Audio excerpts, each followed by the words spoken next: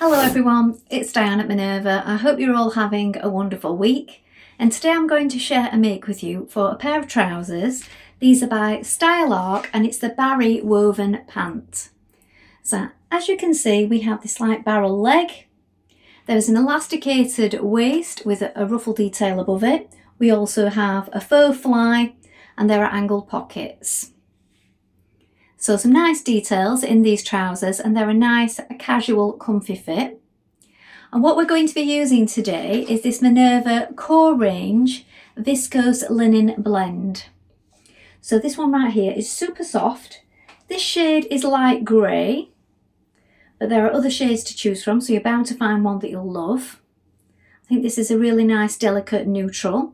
So wash and prepare that fabric before we get started, and of course take a tape measure and check your pattern measurements. This will ensure the perfect fit. And when you've done that, we're ready to begin cutting our pattern pieces together. So let's go and do that now. Here are the pattern pieces for our trousers. So here we have the back leg. So you're going to cut one pair. Make a note of your markings. The straight grain is this way. You can lengthen or shorten at this line here. You also have markings down the leg, so make sure that you mark those on because you need to match those up.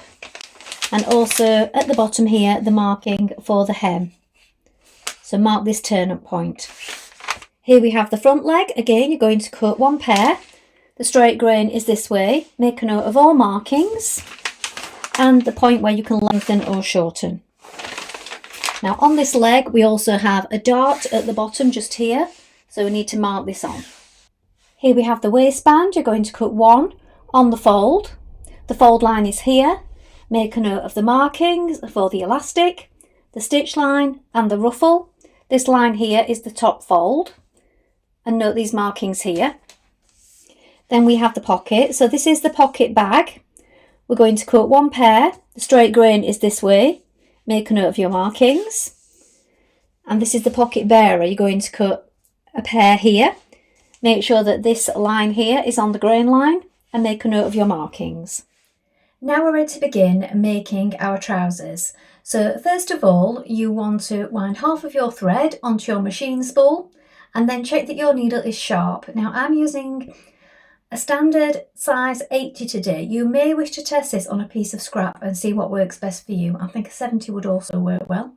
But I've tested it out and I found an 80 is working perfectly for me. Once you've done this, we're going to take our trouser pieces and begin. Now before we proceed any further, do make sure that you've marked on this dart placement at the bottom of your trouser leg.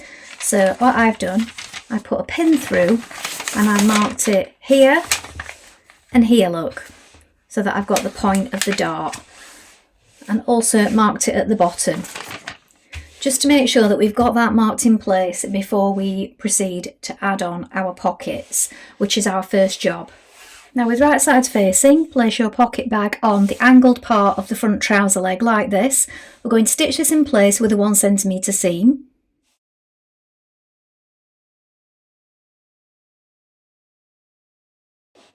Press the seam towards the pocket. Now with your seam pressed towards the pocket, we're going to understitch down this seam here. So we're on the side of the pocket and we're stitching just a couple of millimetres away from this seam line. This will keep it nice and flat on the inside.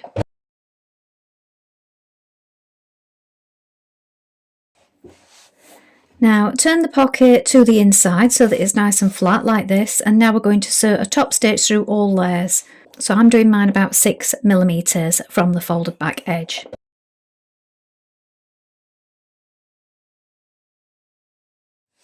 Now pin the pocket bearer to the pocket bag like this, so right sides facing. So here's the pocket bearer, place it on top and we match up the markings. Look, this marking here should line up with the edge of where we've just stitched, just here, look. And the rest of it should line up with the rest of the pocket. Pin the two pockets together and now we can stitch around them with a 1 cm seam. Then once you've done that, you can edge finish it with either an overlock or a zigzag finish.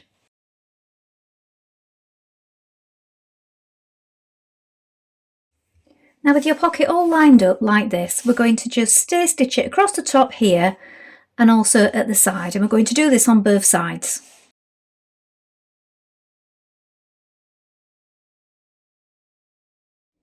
Now we're going to sew the darts on the bottom of the front legs. So with the right sides together, we want to bring these two markings together at the bottom, and we're working towards this point right here.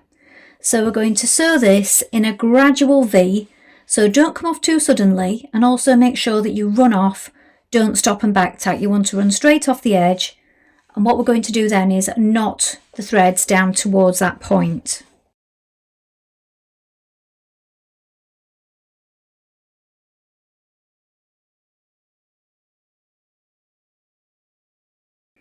Now press that seam down flat towards the side seam. Now with right sides together, you're going to sew the front and the back leg side seam like this. So pin it down the side, and we're stitching this with a 1 centimetre seam allowance. Once we've done this, we can either overlock it or sew it with a zigzag finish.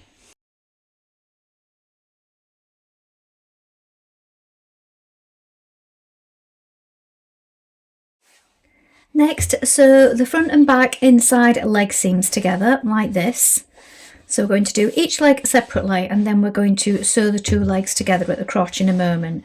So here is the inside leg seam, again with a 1 centimetre seam allowance. Once you've done this, you can edge finish it with either a zigzag or overlock finish.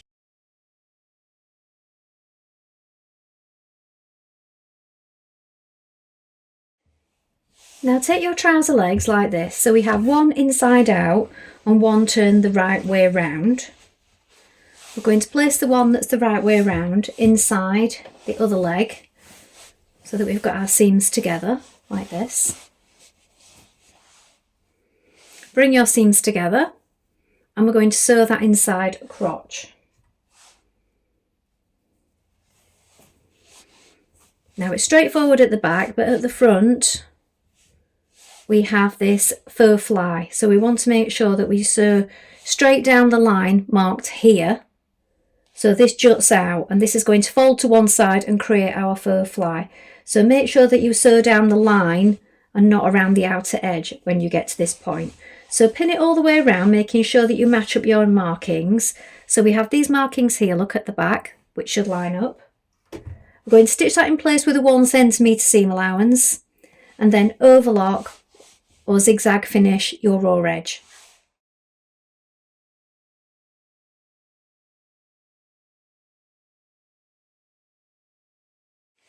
Now press down your mock fly to the right hand side like this and pin it in place.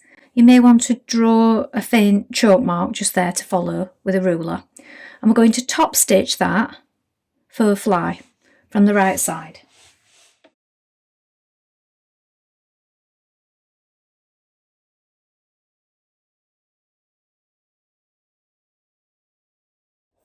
Sew the short edges of the waistband together at the centre back like this.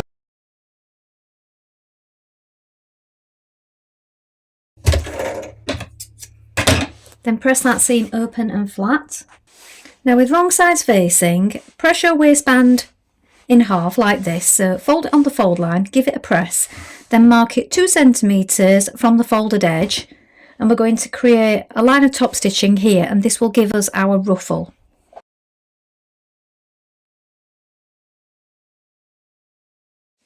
Now pin your waistband to your trousers. It does say on the instructions to add in your elastic at this point, but I think it's better to add your waistband to your trousers, then thread it through a gap.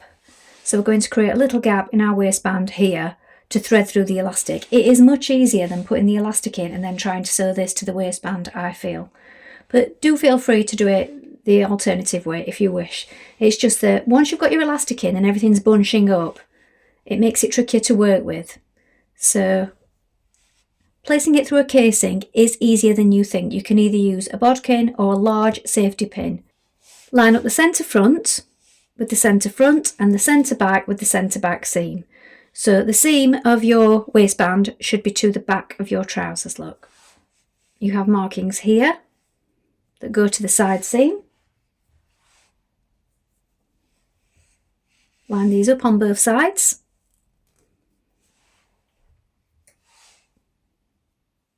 Now stitch in place with a 1 centimetre seam allowance. Once you've done this, you can overlock or zigzag finish it.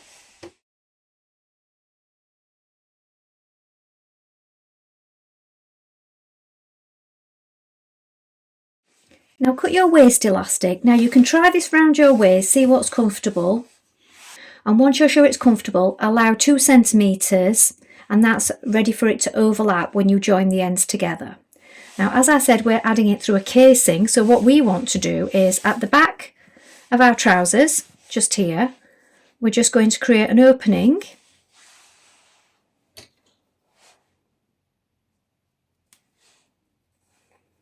like this. And then with either a large safety pin or a bodkin, you're going to attach one end and thread it through. So if you don't have a bodkin, a safety pin will work just as well. And you're just placing it through the opening and guiding it through. You do want to make sure that it doesn't twist as well as you go. And work your way around. So you can even it out as you go, rather than trying to do it all in one go at the end. Now overlap the ends of your elastic like this so that it's flat. Change to a zigzag stitch, and we're now going to join these two ends together.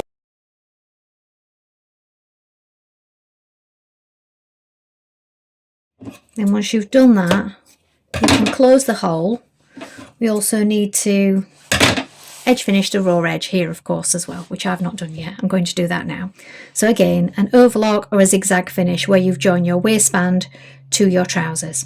This opening here on the inside, we can just close with a few hand stitches. Now turn up the hem at the bottom of your trousers. Now you may wish to try these on before you do this and give it a press in place.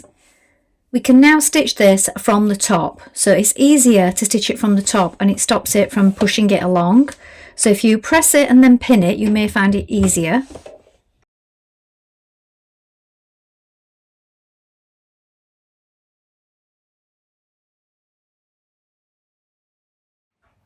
So here are the finished trousers.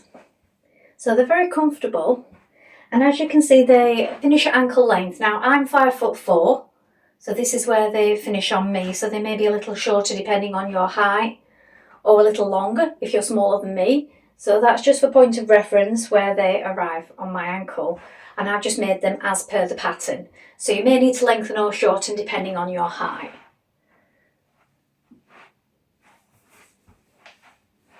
Pockets.